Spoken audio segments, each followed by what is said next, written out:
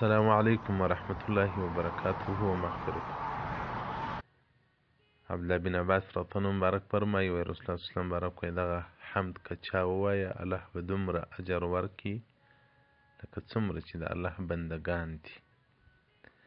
الحمد لله قبل كل أحد والحمد لله بعد كل أحد والحمد لله على كل حال.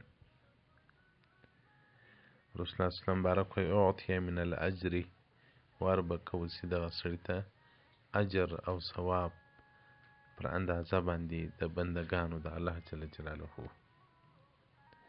نو دغه حمد ویل دومره ثواب لري چې د الله څومره بندگان دي د هغو پر اندازه به د عمل نامې ته نیکۍ ولاړې سي او د هغو پر اندازه باندې به الله جل جلاله اجر ورکړي. الحمد حمد وی لله الله لره قبل مخکې کل احد تر عرش، والحمد حمد وی لله الله لره بعد كل احد ورسته تر عرش. الحمد لله حمد الله لره على كل حال پر هر حال باندې.